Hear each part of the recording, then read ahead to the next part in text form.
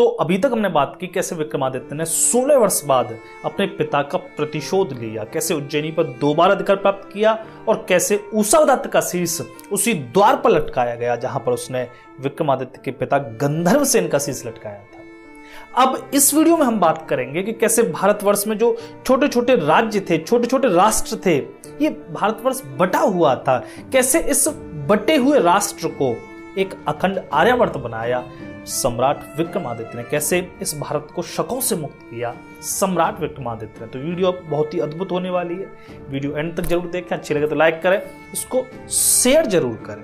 अब यहां पर विक्रमादित्य उज्जैनी में अवस्थित है। यह खबर पहुंच गई नहपान के पास।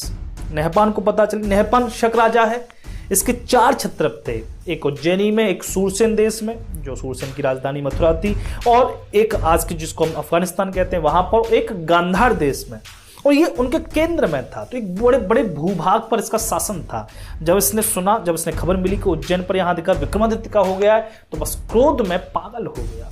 लेकिन ये बड़ा चतुर व्यक्ति था। यहां पर इसने अपनी पूरी संपूर्ण सेना को एकत्रित करना शुरू कर दिया, क्योंकि अब ये जानता है कि विक्रमादित्य साधारण नहीं रहा।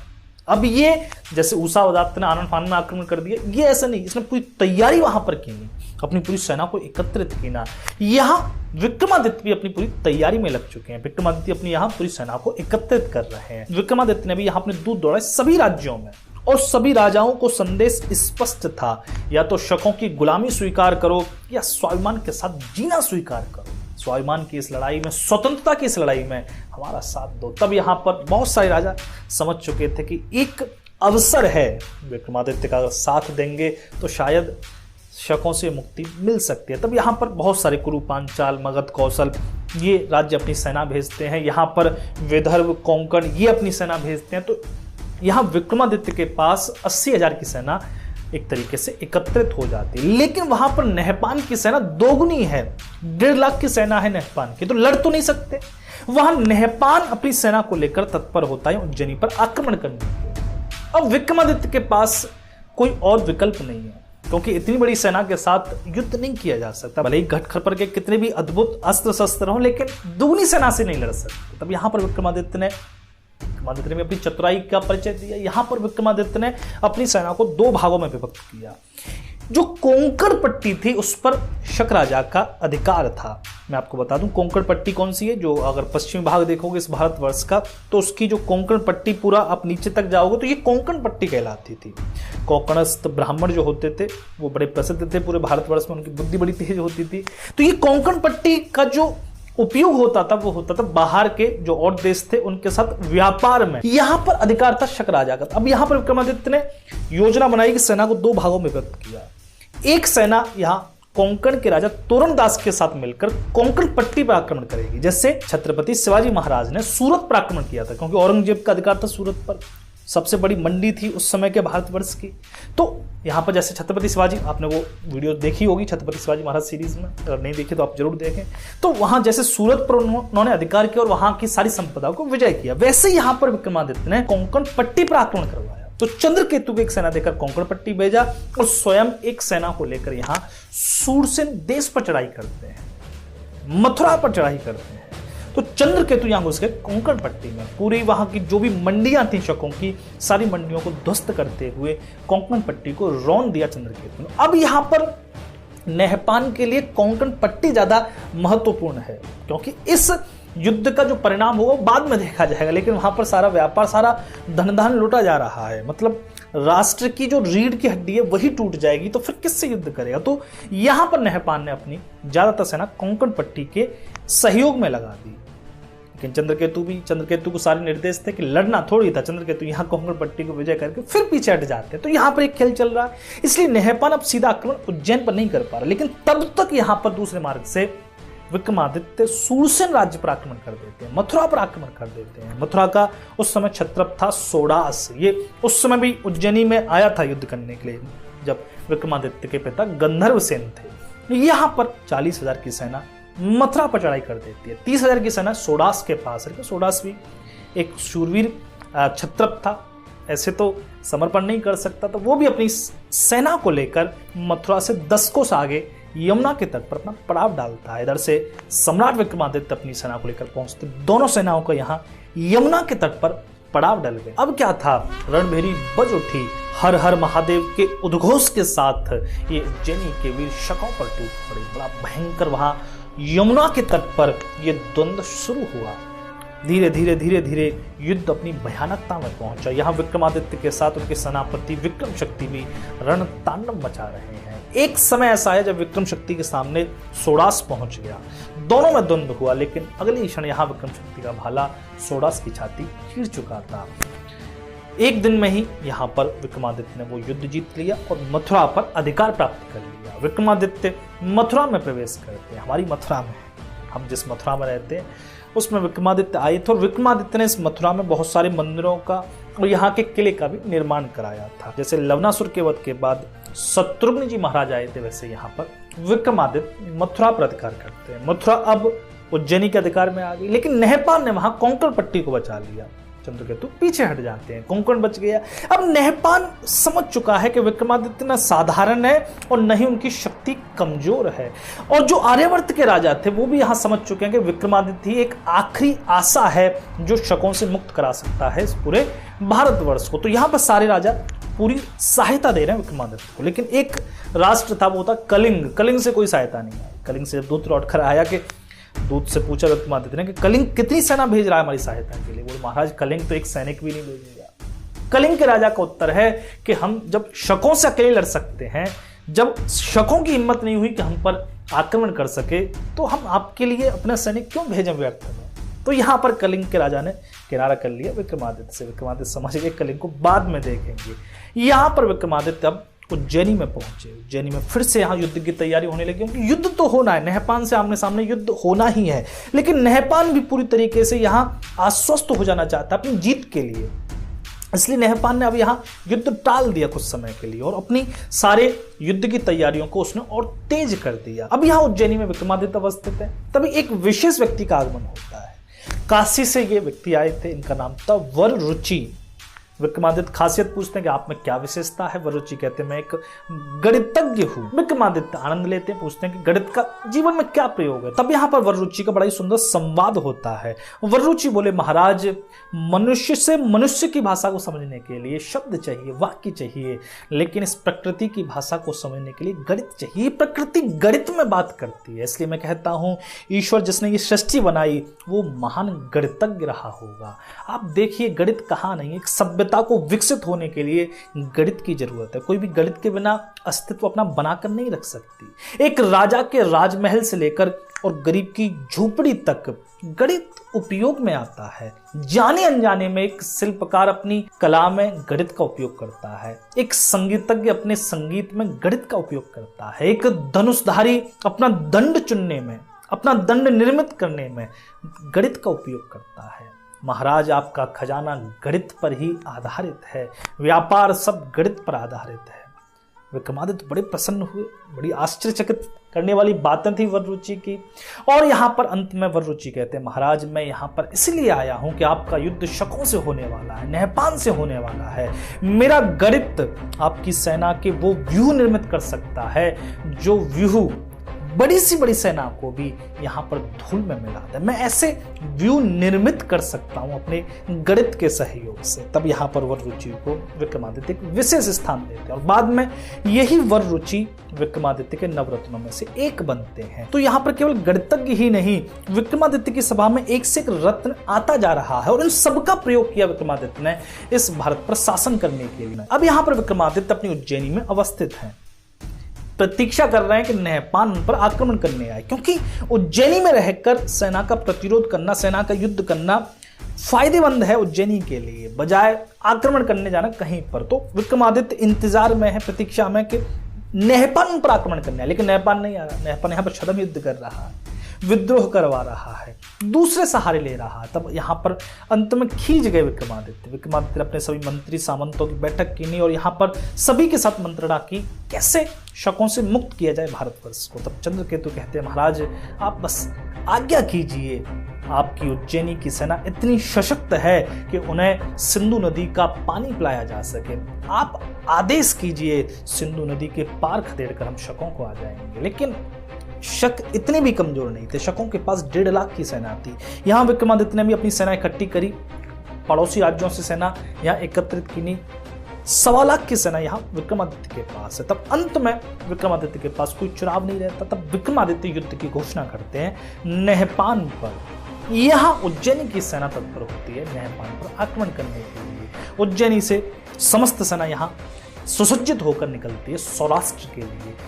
नहपान ने अपनी राजधानी बनाई थी सरस्वती नदी के तट पर। अब कौन सी राजधानी थी इसका कोई उल्लेख, इसका कोई शिलालेख में वर्णन प्राप्त नहीं होता, लेकिन वो सरस्वती नदी के तट पर थी, गुजरात में थी आज के। यहां पर विक्रमादित्य सौराष्ट्र की ओर अपनी सेना को लेकर कूच करते हैं। लेकिन ये सूचना नहपान को भी मिल चुकी है कि यहाँ उज्जैनी की सेना निकल चुकी है उस पर चढ़ाई करने के लिए। तो यहाँ नहपान ने अपनी पूरी तैयारी की नहीं। उसकी भी 1.5 लाख की सेना यहाँ तत्पर है उज्जैनी की सेना से लड़ने के लिए। बीच में सरस्वती नदी है। विक्रमादित्य को उम्मीद थी कि वे उसे पार करेंगे क्योंकि वे आक्रमण करने आ रहे, लेकिन नहपान यहाँ पर स्वयं सरस्वती नदी को पार करके दूसरी तरफ आता है। लकड़ी के पुल बनाए गए 8-10। विक्रमादित्य आश्चर्यचकित है। वे सोच रहे कि ऐसी मूर्खता नहपान कर कैसे सकता है कि वो स्वयं नदी पार करके आए, क्योंकि नदी पार करने में दिक्कत यह है कि सेना अगर थोड़ी सी भी कमजोर पड़ती है तो पीछे नदी ही रहेगी आपकी, आप पीछे नहीं हट सकते। तो यहां पर विक्रमादित्य सोच रहे हैं, लेकिन नहपान, मैंने कहा ना चतुर व्यक्ति, उसके मन में कुछ और ही योजनाएं हैं। अब यहाँ सरस्वती नदी के तट पर दोनों सेनाओं का शिविर सज गया। दूसरे दिन सूर्य उदित हुआ। यहाँ विक्रमादित्य की सेना गरुड़ व्यूह बनाकर रणभूमि में उपस्थित हुई। गरुड़ व्यूह था जो वन रुचि के सारे, जिसमें गणित के प्रयोग किए गए थे। जितना खतरनाक उस गरुड़ व्यूह को बनाया जा सकता था उतना खतरनाक यहाँ बना दिया गया था। उसमें घट खरपर के शस्त्र अस्त्र जुड़े हुए थे। तो ये सेना अपने आप में सशक्त थी। घुड़सवार विक्रमादित्य की सेना में ज्यादा थे। पैदल सैनिक वहां नहपान के पास जाता थे। तो नहपान की भी सेना अपना चतुर्व्यूह बनाकर उपस्थित है। रणभूमि सजी हुई है। दोनों ओर के हजारों शूरवीर सांसें थामकर प्रतीक्षा में है। रणभेरी के उद्घोष की प्रतीक्षा में है, अपने अपने राजा के आदेश की। यहाँ पर रणभेरी का उद्घोष हुआ। विक्रमादित्य ने आज्ञा दी। हर हर महादेव के उद्घोष के साथ उज्जैनी के शूरवीर अपना गरुड़ व्यूह के रूप में टूट पड़े शक सेना पर। धीरे धीरे धीरे धीरे धीरे धीरे करके उज्जैनी की सेना भीतर तक प्रवेश कर गई। शक सेना में द्वंद्व भयंकर होता चला गया। हाथियों से हाथी भिड़ गए, घुड़सवार घुड़सवारों से जूझने लगे, रथ रथों से उलझ पड़े, पैदल सैनिक पैदल सैनिकों पर टूट पड़े। भयंकर द्वंद्व मां सरस्वती नदी के तट पर चल रहा है। विक्रमादित्य ने अपनी सेना को 7 भागों में विभक्त किया था, मतलब 7 सेनापति बनाए थे और उनके मुख्य सेनापति थे विक्रम शक्ति। यहाँ 7 उप सेनापति थे जिसमें चंद्रकेतु थे, जिसमें इंद्रपाल थे, बृहद्रथ थे। तो ऐसे करके 7 सेनाएं थी मुख्यतः। धीरे धीरे ये युद्ध अपना असली रूप प्रकट कर रहा है। कवचों से टकराकर भाले टूट रहे हैं, भालों से टकराकर घोड़े मचल रहे हैं, आंखें चौंधिया रही हैं। यहाँ शूरवीरों की तलवारों से अपना चरम पर यह युद्ध पहुंच गया। वहां शक सेना और इधर उज्जैनी सेना दोनों को ही भारी क्षति पहुंच रही है। लेकिन विक्रमादित्य के 7 सेनापति बड़े ही शूरवीरता के साथ अपनी सेना का नेतृत्व कर रहे हैं। अंत में संध्या होती है, युद्ध विराम होता है। यहां शक सेना को ज्यादा नुकसान हुआ बजाय उज्जैनी की सेना के। दूसरे दिन फिर युद्ध प्रारंभ हुआ, तीसरे दिन फिर युद्ध प्रारंभ हुआ। तो ये 3 दिन तक युद्ध चला। लेकिन 3 दिन के युद्ध में धीरे धीरे धीरे करके शक सेना चरमरा गई, शक सेना घुटनों पर आ गई। अब विक्रमादित्य को भी लग रहा है कि शायद अगले दिन वे इस युद्ध को विजय कर लें, शायद अगले दिन उन्हें शक सेना पर विजय प्राप्त हो जाए। अब यहां पर रात्रि हुई, लेकिन रात्रि में एक बड़ी अनोखी बात हो गई। यहां विक्रमादित्य के साथ उनकी पूरी सेना अपने शिविर में उपस्थित है। आधी रात को उन्हें हलचल सुनाई दी शक सेना की। विक्रमादित्य अपने शिविर से बाहर आते हैं, सैनिकों से पूछा, यहां अपने सेनापतियों को दौड़ाया, कहीं ऐसा तो नहीं शक सेना आक्रमण कर दे रात्रि में। लेकिन वहां पर पता चला कि शक सेना जो है वो नदी पार कर रही है, मतलब शक सेना सीधे सीधे रूप में भाग रही है रणभूमि से। यहां पर विक्रम शक्ति पहुंचे। विक्रम शक्ति यहाँ विक्रमादित्य से कहते हैं, महाराज आप आज्ञा कीजिए, एक भी शक सैनिक सरस्वती नदी पार नहीं कर पाएगा। लेकिन विक्रमादित्य महान राजा थे। विक्रमादित्य बोले, ऐसे भागते हुए शत्रु पर हम कैसे प्रहार कर सकते हैं। हाँ, युद्ध अवश्य विजय कर जाएंगे, लेकिन हम अपना धर्म खो देंगे। फिर बताओ प्रजा पर कौन सी नीति से हम शासन करेंगे, फिर प्रजा हम पर कैसे विश्वास करेगी।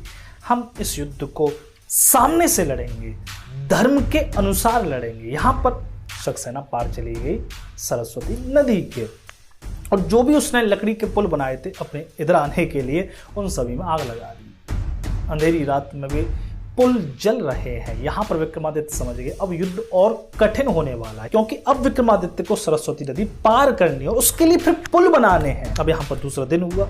विक्रमादित्य सभी के साथ मंत्रणा करते हैं कि कैसे अब ये सरस्वती नदी पार की जाए, क्योंकि उसके लिए पुल बनाने जरूरी है। लेकिन वहां दूसरी ओर सक्सेना खड़ी हुई है। वहां सैनिकों ने धनुर्धर आगे कर रखे हैं, जैसे पुल बनाना शुरू करेंगे वे अपने धनुष बरसाएंगे। यहां पर हुआ भी है। विक्रमादित्य ने तत्क्षण आज्ञा दी पुल बनाने की। पुल बनने लगे। पुल किसके लिए जरूरी थे? पुल जरूरी थे घोड़ों के लिए, पुल जरूरी थे बैलगाड़ियों के लिए, जिन पर खाने पीने का सामान था। अब पुल जैसे यहां पर बनने लगा, विक्रमादित्य जैसे उस पुल की योजना को यहां क्रियान्वित कर रहे हैं, वहां पर तीर बरस रहे हैं। जैसे आदि सरस्वती नदी तक पुल बना, उसके आगे वे नहीं जा पा रहे। दोनों ओर से तीर बरस रहे हैं, लेकिन दोनों की मार्ग क्षमता तो एक दूसरे के बराबर। पुल कैसे बने? तब यहां पर जो घटखरपड़ ने यंत्र धनुष बनाए थे उनको यहां पर लगाया गया। यंत्र धनुष किसी भी धनुर्धर से 10 गुना शक्तिशाली थे, मतलब 10 गुना तेजी से बाण फेंक सकते थे और 10 गुना दूरी तक फेंक सकते थे। तब यहां पर घटखरपड़ के वो धनुष लगाए गए, और उन यंत्र चालित धनुषों में यहां सैकड़ों तीर भरकर सक्सेना पर फेंके गए। मजबूरी में सक्सेना को पीछे हटना पड़ा। इतने में यहां ये पुल बन गए। यह पुल बन जाते हैं, विक्रमादित्य दूसरी ओर प्रस्थान करते हैं। फिर यहां द्वंद्व शुरू होता है। सक्सेना से बड़ा जोर का युद्ध चलता है, लेकिन सक्सेना कमजोर पड़ चुकी थी। उत्साह चरम पर था यहाँ उज्जैनी सेना का। विक्रमादित्य यहाँ प्रवेश कर जाते हैं भीतर तक सक्सेना में। सामने पहुंचते हैं जिस रथ पर वो नीली ध्वजा फहरा रही थी, जिस पर वो नहपान बैठा हुआ था। लेकिन जब उस रथ के सम्मुख पहुंचे तो वहां पर नहपान नहीं था। वहां पर नहपान का सेनापति था। नहपान मतलब युद्ध भूमि में था ही नहीं। तब विक्रमादित्य समझ गया कि नहपान चतुराई करेगा। नहपान वहां से निकल गया था, अपनी सेनापति अपने सैनिकों को छोड़ गया था। तब यहां पर विक्रमादित्य ने अगले क्षण उस सेनापति को मौत के घाट उतार दिया। शक सेना पर पूर्णतः विजय कर ली नहीं गई। बचे हुए शक सेना वहां पर समर्पण कर देते हैं। शक राजधानी पर यहां विक्रमादित्य का अधिकार हो जाता है। लेकिन तभी गुप्तचरों ने आकर सूचना दी, महाराज नहपान ने अब शरण पाई है मीन नगर की। मीन नगर कहां पर था? ये सिंधु नदी के तट पर था। सबसे पहले शकों का जो आक्रमण हुआ था वो गांधार पर हुआ। तो गांधार में पहली राजधानी बनाई थी। फिर गांधार से वो अफगानिस्तान की तरफ गए थे। फिर अफगानिस्तान से सिंधु की तरफ आए थे। तो सिंधु के पास उन्होंने एक राजधानी बनाई थी मीन नगर। तो मीन नगर के बाद फिर सौराष्ट्र में घुसे थे। तो ऐसे करके था। मीन नगर में यहाँ नहपान पहुंच चुका है। मीन नगर को उसने अपना गढ़ बना लिया है। यहाँ पर मीन नगर पर आक्रमण कर दिया सम्राट विक्रमादित्य ने। सेना ने जाकर चारों ओर से उस मीन नगर को घेर लिया। शक सेना कितना लड़ती, बाकी जो विशाल शक सेना थी वो धराशायी हो ही चुकी थी। ये गढ़ कब तक रक्षा करता? यहाँ फाटक हाथियों ने उखाड़ दिया। विक्रमादित्य का प्रवेश होता है मीन नगर में। शक सैनिकों को मौत के घाट उतार दिया, उन्होंने समर्पण किया, उन्हें यहाँ बंदी बना लिया गया। अंत में नहपान को कैद करके विक्रमादित्य के सामने प्रस्तुत किया जाता है। घुटनों पर नहपान बैठा हुआ है। विक्रमादित्य देख रहे हैं ये वही नहपान है जिसने 16 वर्ष पूर्व उनके पिता गंधर्व सेन की गर्दन उज्जैनी के द्वार पर लटकाई थी। ये वही नहपान है जिसने आर्यावर्त को रौंद दिया, आर्यावर्त की सारी संस्कृति को रौंद दिया, आर्यावर्त के राजाओं को रौंद दिया, आर्यावर्त की प्रजा को जिसने इतना कष्ट दिया। अब यहां पर मैं आपको एक और बात बताऊं कि आदि इतिहासकार नहपान की जो मृत्यु है वो मानते हैं गौतमी पुत्र सतकर्णी ने की थी। इसके कुछ शिलालेख भी उपलब्ध है। सतकर्णी ने ही यहाँ नहपान का वध किया था। लेकिन आधे इतिहासकार मानते हैं कि नहपान को मौत के घाट सम्राट विक्रमादित्य ने उतारा था। जो गौतमी पुत्र को मानते हैं वो मानते हैं कि विक्रमादित्य तो हुए ही नहीं, और जो विक्रमादित्य को मानते हैं वो विक्रमादित्य को मानते ही आ रहे हैं। मैं आपको बताऊं, और आप थोड़ा सा अध्ययन करोगे, जैसे मैं अध्ययन कर रहा था, बहुत सारे वंशों को पढ़ा, लेकिन 100 साल का गैप आ रहा है। इस 100 साल के गैप में शक आपको कहीं भी दिखाई नहीं देंगे। जब तक 100 साल तक विक्रमादित्य ने शासन किया तब तक आपको कहीं भी शक दिखाई नहीं देंगे। तो इस 100 साल में हुआ क्या, इसकी चर्चा कोई नहीं करता। तो इस 100 साल में यह हुआ कि विक्रमादित्य ने शकों से इस भारत को मुक्त कर दिया। हालांकि बाद में फिर शक राज्य करते हैं, बाद में फिर आ जाते हैं, और विक्रमादित्य के 300-400 साल बाद तक इनका राज्य चलता है।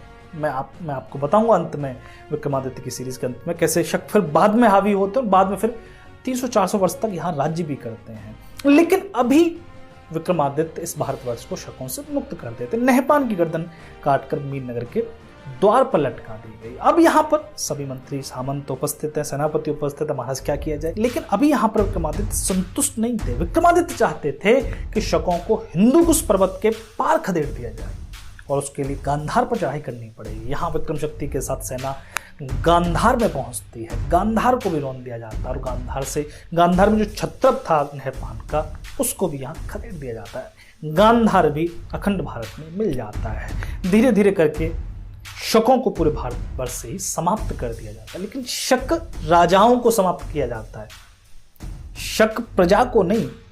जब बात आती है, विष्णुदत्त पूछते हैं कि महाराजा शक प्रजा का क्या करना है, क्योंकि इनकी भी आबादी भारतवर्ष में, आर्यावर्त में अच्छी खासी हो चुकी है। इस आबादी का क्या करना है, इनको भी हमें बाहर खदेड़ना है या फिर इन्हें ऐसे ही रखना है। तब यहाँ विक्रमादित्य कहते हैं कि इनको ऐसे ही रहने दो, क्योंकि ये हमारे भगवानों को अपना मानने लग गए हैं, तो कल को हमारे राजाओं को भी अपना मानने लग ही जाएंगे। तब विष्णुदत्त कहते हैं महाराज, आपकी यही क्षमाशीलता, आपकी यही धर्म नीति एक दिन भारी पड़ेगी उज्जैन पर। और वो हुआ भी। जो ये शक प्रजा रह गई थी भारतवर्ष में, विक्रमादित्य के अनुग्रह से बाद में फिर इन्होंने अपने राजाओं का साथ दिया और फिर दोबारा से शक राज्य भारत में स्थापित हुआ। तो अब अगली वीडियो में मैं बात करूंगा कि कैसे यहाँ विक्रमादित्य अश्वमेघ यज्ञ करते हैं, कैसे फिर यहाँ कलिंग से उनका भयंकर युद्ध होता है। तो अगली वीडियो जरूर देखें और कोको एफएम पर द 33 स्ट्रेटेजीज ऑफ वॉर इस ऑडियो बुक समरी को आप जरूर सुनें। यहां तक आपने इस वीडियो को सुना, इसके लिए हृदय से धन्यवाद। जय श्री राम, हर हर महादेव।